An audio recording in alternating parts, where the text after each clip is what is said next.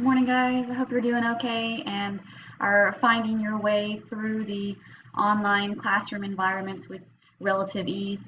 Today, we're going to talk about thesis statements. As a review, remember that there are three elements to a strong thesis statement. You need to identify your topic, you need to state your opinion of that topic, and then you need to list the reasons for your opinion and/or the methods that you'll use to support your argument. So remember, these elements of a thesis work for any kind of thesis. I have used this same format for students in my Comp 1 classes, for students in my World Lit classes, and for students in my Comp 2 research course. It works no matter what kind of thesis you're creating, so I highly recommend you save these notes for the future when you're taking like a history class or a sociology class and you're being asked to write an essay that requires an argumentative thesis and your instructor doesn't actually teach thesis statements.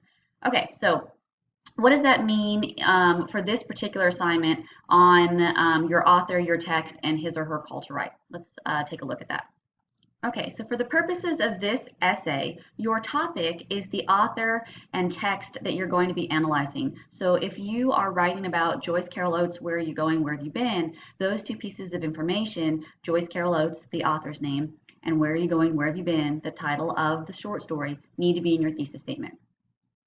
Then you're going to tell me what argument you think the author is making and/or what message you think the author is trying to send in relation to his or her call to write. So you did something very similar in your poetry explication essay where you told the reader what argument you thought the author was trying to make with this particular poem. You're going to be doing the same thing with this short story, except you're going to incorporate the call to write. So then it says, number 3, you want to list your reasons or methods. This is that call to write itself. So for instance, if you want to write about Joyce Carol Oates, Where Are You Going, Where Have You Been, you might want to mention in this call to write portion of your thesis 1960s music culture, especially the sort of what was for the time considered highly sexualized music, and talk maybe a little bit about how that affected the society of the time. So let's take a look at a couple of samples and see if that can clear things up. So here's a sample you should be familiar with. This is on your research paper assignment sheet, and it reads, The Hunger Games by Suzanne Collins was published in 2008, the same year the economy collapsed and the Great Recession began. Published at this time, Collins' novel, with its focus on class disparity, can be read as a critique of the widening gap between the wealthy and the poor in American society. So here you see all three elements provided.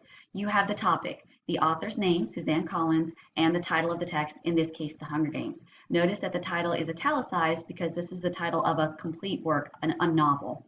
Most of you will be writing about short stories, and so your titles will not be italicized, but they will be in quotation marks. Then you see my argument or opinion. So my argument is that with this text, with this novel, The Hunger Games, Suzanne Collins is making an argument about how class disparity is causing problems in American society, where we have this sort of super wealthy 1% and then the growing poor class and then this struggling middle class. What will I use to support that argument? I'll talk about the Great Recession of 2008. So what evidence do we have from the text of The Hunger Games? Remember that if you're following that outline on the research paper assignment sheet, you're going to have an introduction, then you'll have a biography of the author, then you'll have a call to write paragraph. So we'll have an entire paragraph just on that Great Recession. And then you'll have a summary paragraph. So a summary paragraph, for instance, of The Hunger Games, followed by at least 2, possibly 3 analysis paragraphs, where I actually have to pull out examples from the text to prove that the author is trying to make some sort of criticism about class disparity. What I could do is, in a paragraph, provide a compare and contrast between life in the capital and life in the districts. So for those of you who have never read The Hunger Games or seen the films, you may not know that the districts are incredibly impoverished, and their job is to produce products that are then used by the people in the capital. And the capital is this place of excessive wealth, right? So I could sort of compare and contrast those two in one of my paragraphs. So remember that you need to make an argument that you can support with evidence from the text itself.